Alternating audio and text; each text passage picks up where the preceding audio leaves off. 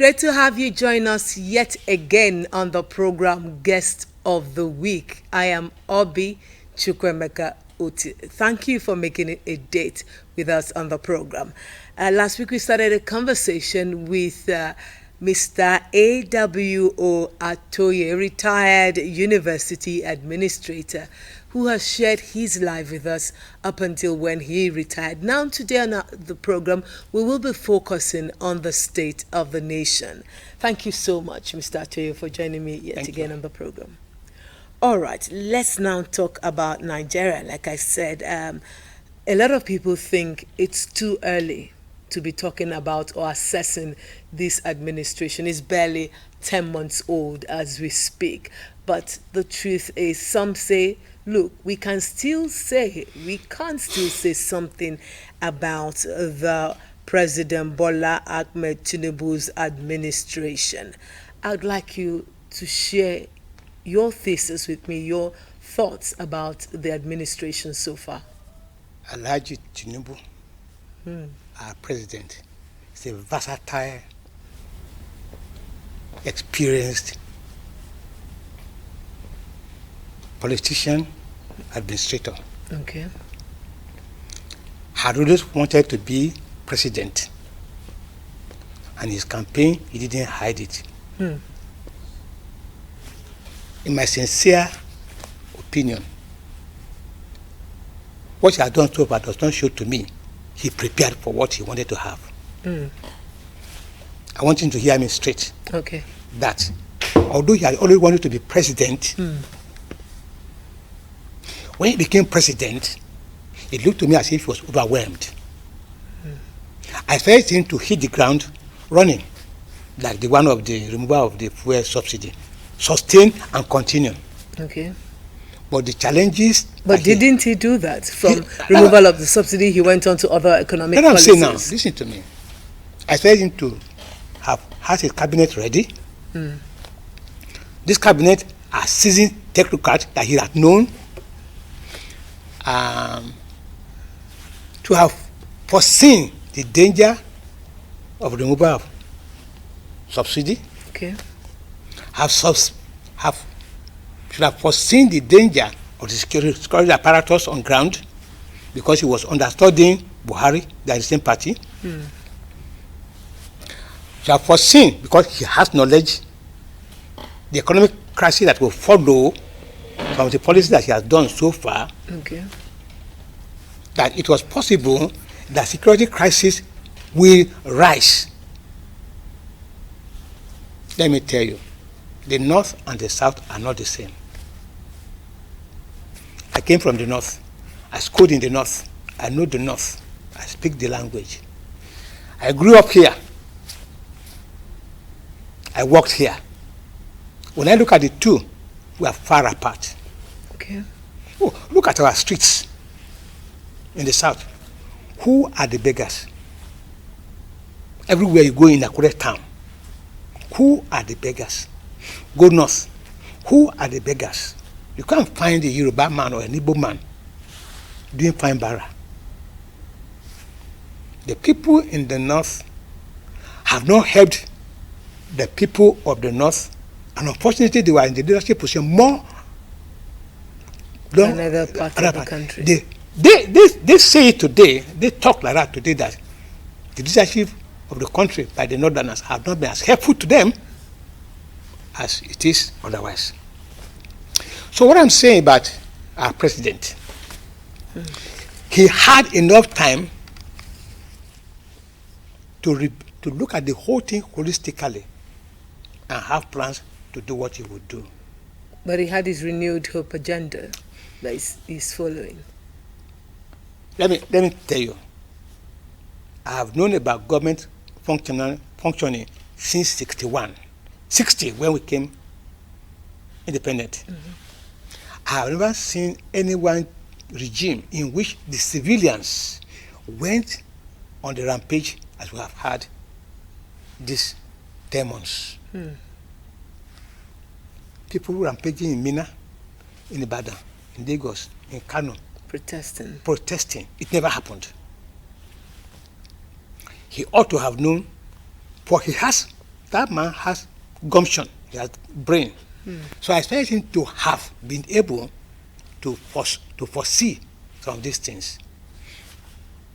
The Northerners are going to say, now you have it. And they are going to be at a limbo, watching how he makes or mar the situation.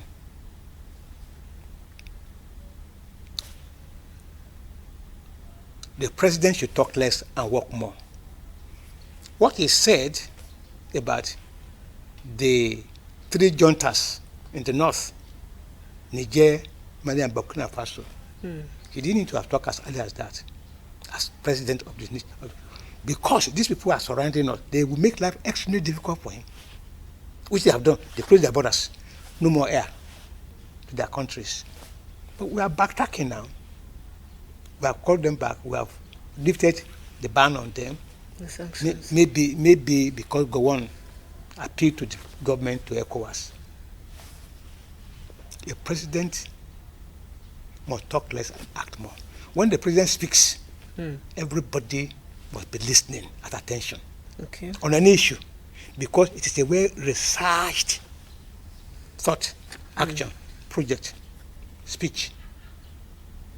And whom he put in any portfolio, given his own background, they are men who should deliver.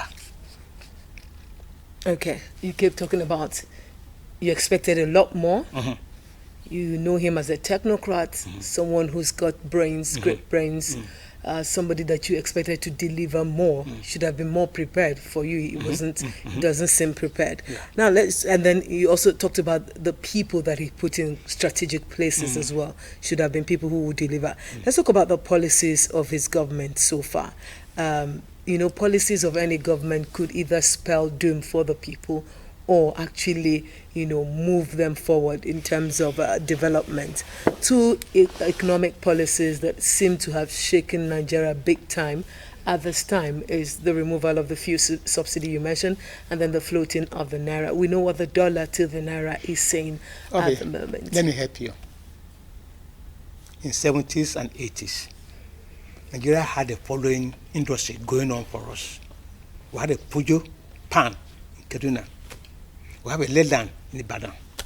We have a Amako, something like that, in Bauchi, in Enugu, and some another one in Bauchi. Most of the vehicles we are using were Nigerian assembled. Today, apart from Innocent, I don't know of another one where we are assembling. There's another one in Lagos. I can't place the name right now. Then we have textiles in Ibadan, in Kano, in Kaduna, and other places. Now, most of our fabrics are from either China, India, or elsewhere. I'm telling you what made our naira to be strong. At that time, our 1 naira was $1.6. Can you think of the magic of a somersault making $1 now 1.8, 1.9, 1.6 as the case may be. 1,000. $1 is equivalent to 1,600 naira. Okay, but from what you said, these industries that have become moribund and all of those things you're talking about, this government will say it didn't start with them. That had already happened before they came into power. That's what I'm saying, Obi. I say, Bola Ahmed Tinubu knows more than I am saying here this morning, that those industries were exchange earners that are not there now.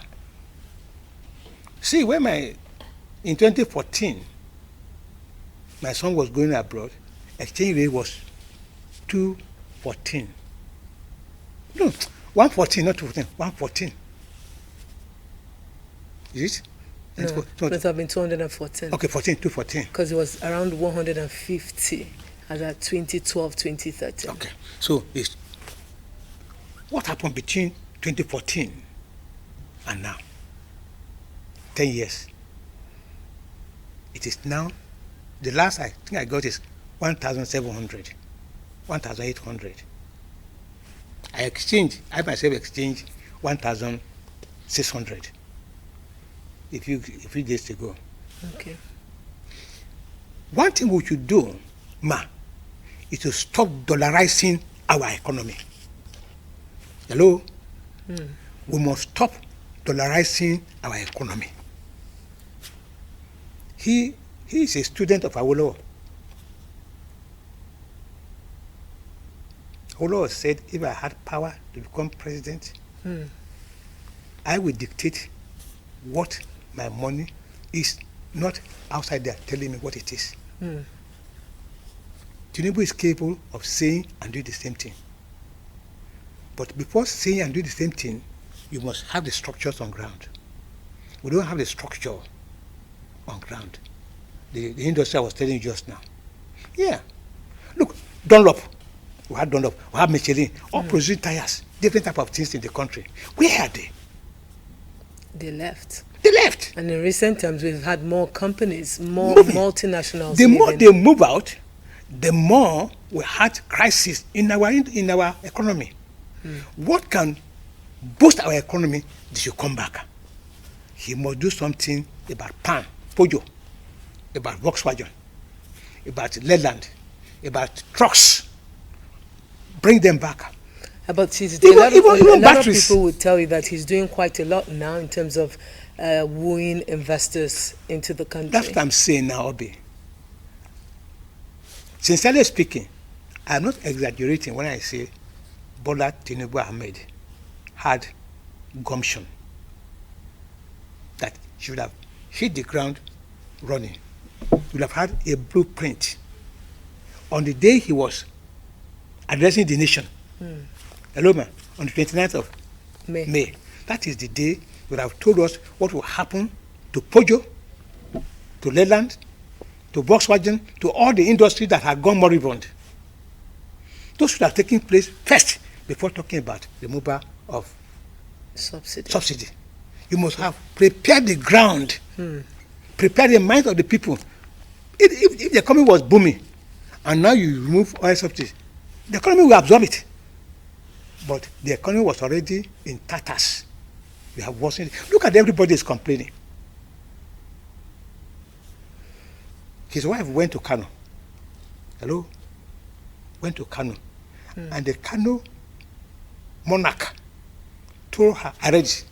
Yes, reports in the national newspapers. It has not been denied. The man said, we don't welcome you. Go and tell your husband, they're hungry, but not happy. Hello, ma. At a point in time, the Sultan said, we have a limit at which we can discourage people from going gaga.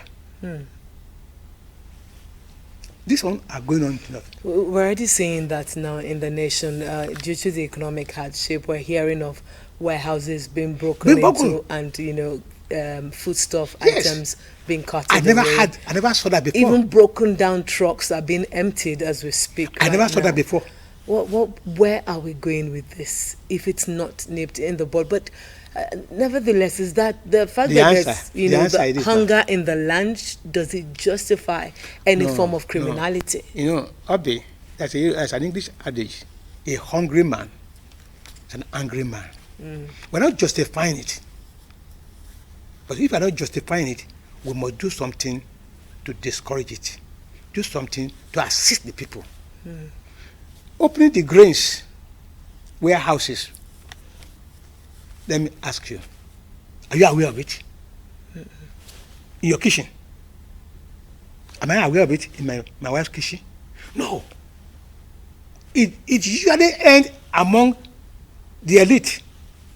And I think I'm an elite, but it hasn't got to me. So it is usually the political class that grab those things.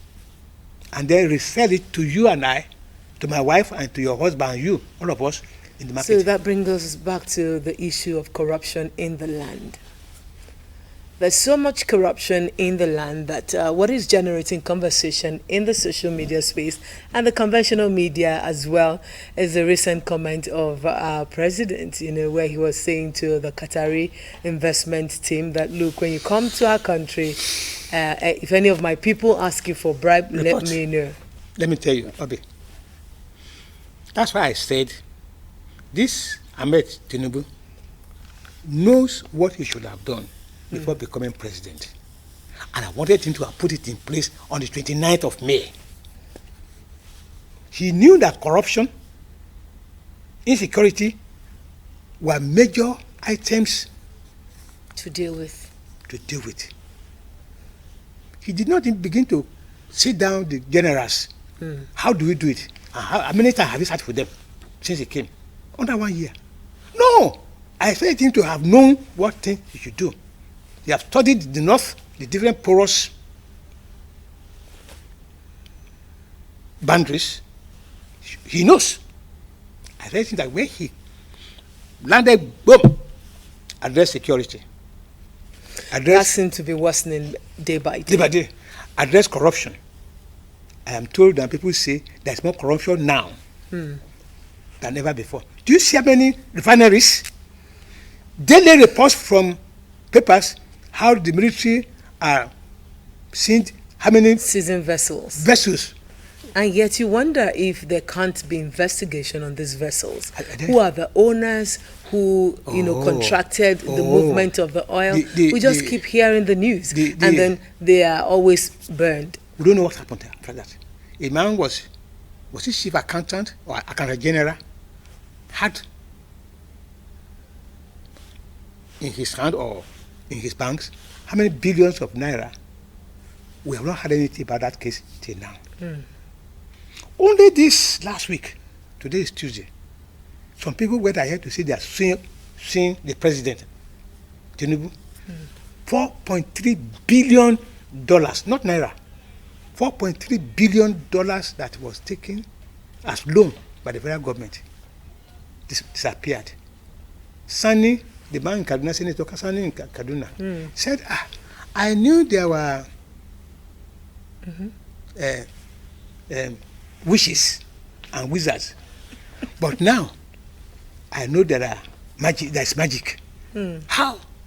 Who spirited 4.3 billion? Do you know what is 4.3 billion? That's trillions of naira, and capable of wiping away the sorrows and the hardship we have if they are plowed into the system.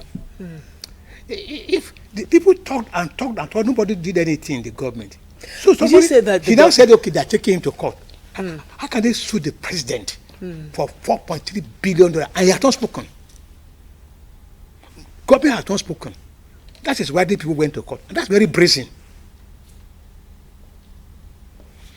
The first thing to do is to make an example of officials of government who are involved in stealing government money. I'm glad you said that's the first thing to do, because it's not that we do not have the laws. We have the laws in place, but punitive measures to ensure that people are really brought to justice in order to serve as deterrent to others. Like you said, we just hear the news. In the news, this happened, these millions have gone, trillions have gone, and then they are working on it. EFCC will say they are on the case. Before we know it, a couple of weeks later, we move on to another case. Move on, and then we keep moving on. That the EFCC itself was being accused of extorting money from people that are investigating. I'm not there, but we read it in paper. The person to catch the thief is asking the thief, bring money so I can release you. What president would have done? The first person that was said to have been so involved in EFCC proved, of course, every kobo is brought back from him, and he go and serve his term. I want to say this.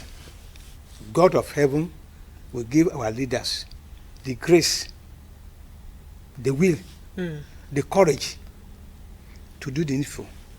We need examples of dealing with the culprits of corrupt people in the land. It will help the youth we are talking about a while ago. If the youth see government dealing with the people in government stealing and killing and destroying and burning establishments to cover up, if you see that, they will be afraid to go into the same thing we are talking. All right. So a lot of people have said that, coming back to this issue of security challenges that we're having now, we're having banditry, we're having the Boko Haram is still there, kidnapping is very rife, everything is happening at the same time across the 6 geopolitical zones. Nowhere seems to be safe right now in Nigeria. Finally, we're hearing that, okay, we will be going back to a possibility of state policing because it's obvious that this federal police thing isn't working. Do you think that's the way to go? Like, we have the Amotekun Corps in Ondo State and we know what it has done for us as a people. I grew up to meet native police in the 60s and 70s. They have their role to play in their immediate environment because they will be mostly natives, indigenous. But there are 2 fears. Why people have been Stepping it down? Put dragon about state police. One, principle. What will the governors do with the police for their advantage? They fear that governors will turn the policeman and the police commissioner. That fear, is it not also there, considering what the federal government could do with the federal police? You see, Obi, the eyes are more on the federal government than it is on the state government. Okay. Let me tell you, man, all the hue and cry about federal government, the state governments are the culprits. The governors, the state apparatus are the one aiding and abetting the federal. Look, if the governor does not steal, the permanent secretary will not steal. The commissioner will not steal. Look at the local government. What is in any local government? The governors pocket the local government's money. And everybody is accusing the president. Nobody is looking at the state and local governments. Talking about state and local governments, we have today where we're saving money from the subsidy that was removed from petrol, and so the states, the subnationals and the federal government and even local government are able to share more in terms of federal allocation. What is the impact of the more that they are sharing on the state and the local government? In my state, for example, I'm from Kogi State, I hear that most persons don't receive their salary in full. Percentages of what they are paid. Has that changed? And from a local government, what is the evidence of the money being given to local government? No roads, no market, no hospitals. If money is given, it is meant to be spent to show to the people we have received. But if you have received and the impact has not changed significantly. Especially the fact that we're already talking about, sorry to butt in that, the fact that we're talking about a new minimum wage, and still we have states who haven't even been able to pay the 30,000 naira minimum wage. That's why and then we have more money. That's why I laughed when the Labour say 1 million naira per month. Finally, a word to if we were to change the narrative of Nigeria, because a lot of people are even saying they are losing hope. What would you say to Nigerians? No. Don't lose hope. Now go spiritual here. There's a God in heaven, the Almighty, the Creator. I'm a Christian. So we cannot lose hope. Because there's a God in heaven. So keep hope alive. Who is in charge of Nigeria? And when the time comes in his own beautiful time, all these characters who are doing themselves, who are stealing and killing, Obi, do you know that Nigeria, we don't have an airways? Small countries. If we keep going on, small countries have airways. We will never leave. So let's keep hope alive. I'd like you to take that home from us today. Keep hope alive. Don't give up on Nigeria. Don't give up on you and I. Because there's a God in heaven. Because there's a God in heaven. All right. Thank you so much, Mr. A.W. Attoye, retired university administrator, for being back here on this program. Thank you so much. All right. Thank you so much, dear viewer, for being a part of today's show. Let's do this again same time next week.